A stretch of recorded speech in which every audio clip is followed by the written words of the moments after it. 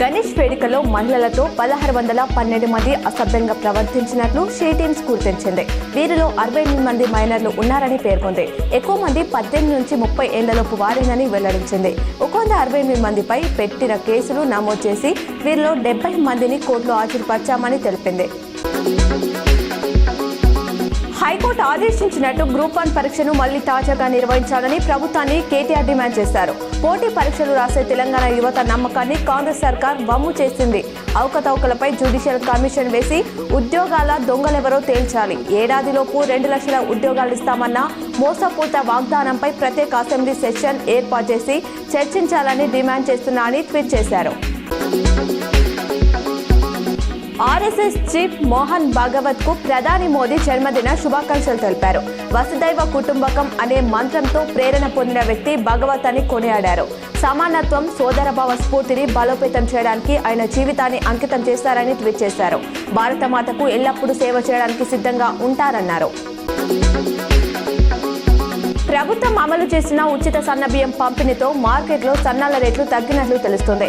గత 3-4 నెలల నుంచి పేద మధ్యతరగతి వారు బియ్యం కొనుగోలు గణనీయంగా తగ్గించారు. డిమాండ్ లేకపోవడంతో రేట్లు కూడా పడిపోయినట్లు మార్కెట్ వర్గాలు చెబుతున్నాయి. క్వింటాల్కు ₹1000 వరకు తగ్గినట్లు అంచనా ఉంది. టీయూకి నూతనంగా ఏర్పాటైన ఇంజనీరింగ్ కళాశాలలో గెస్ట్ ఫ్యాకల్టీకి పరిపాలన భవనంలో గురువారం ఉదయం 11 గంటలకు టీయూ అధికారులు ఇంటర్వ్యూలు నిర్వహించనున్నారు. Maths, physics, chemistry, English, ECE, triple, mechanical, civil సబ్జెక్టులో 6 పోస్టులు ఉన్నాయి. రాష్ట్ర కేబినెట్ ఈ నెల 15న సమావేశం కానుంది. తుమ్మిడిహట్టి వద్ద బ్యారేజ్ నిర్మాణం, పంచాయతీ ఎన్నికలపై చర్చించనుంది.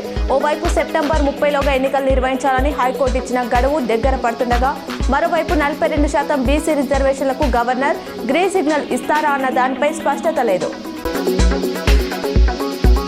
క్యాంపస్ ప్లేస్మెంట్లకు ఇన్ఫోసిస్ సలహాలు చేస్తుంది. డిజిటల్ స్పెషలిస్ట్ ఇంజనీర్ల నియామకం కోసం కాలేజ్లో ఇంటర్వ్యూలు నిర్వహించేందుకు సీనియర్ ఉద్యోగులకు ఆ సంస్థ మెయిల్స్ పంపినట్లు జాతీయ మీడియా పేర్కొంది. కరోనా సంక్షోభం తర్వాత ఇన్ఫోసిస్ ఇతర కంపెనీలు రిక్రూట్మెంట్ను తగ్గించేశాయి.